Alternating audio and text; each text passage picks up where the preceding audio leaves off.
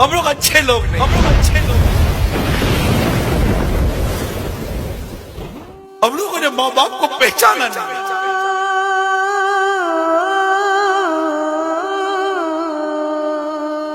اگر ہم ماں باپ کو پہچانتے تو آج مسلمانوں کے ممالک میں اولڈ ہاؤس نہیں ہوتا۔ آج پورے ماں باپ ترستے شادیاں کروا دیتے کہ اولاد الگ نہ ہو جائے، مگر یہ شادی کے بعد بیوی بچوں کی محبت میں اتنی گم ہو جاتی ہے کہ اس کو ماں باپ کی قدر و منزلت نہیں دیتی۔ کبھی بھول کر تو صبح یا دوپہر یا رات میں لے جاؤ، ابا پوچھے بیٹا کیسے ہے؟ ابا جان یہ میں بازار سے نکلا تھا، میں نے دیکھا آپ کو بہت پسند ہے، میں آپ کے لیے لایا ہوں، اور آؤ دونوں مل کر بیٹھ کر کھاتے ہیں۔ کبھی ہوا ہے ایسا؟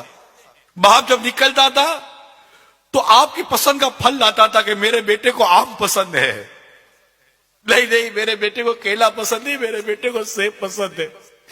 آج ماں باپ کے آگے ٹھنڈا کھانا رکھ دیتے ہو۔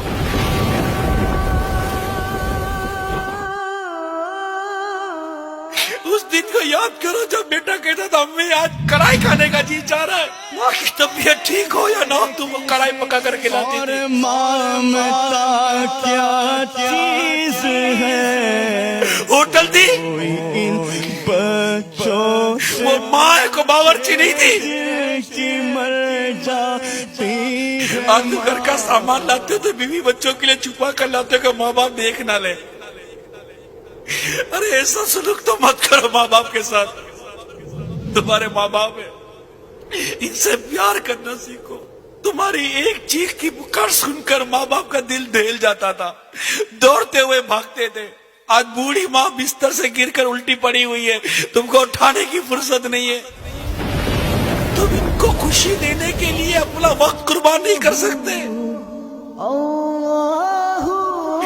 ماں باپ ترستے ہیں کہ ہمارا بیٹا ہمارے پاس دو گھڑی بیٹھ کر محبت بڑی بات کر کر تو جائے۔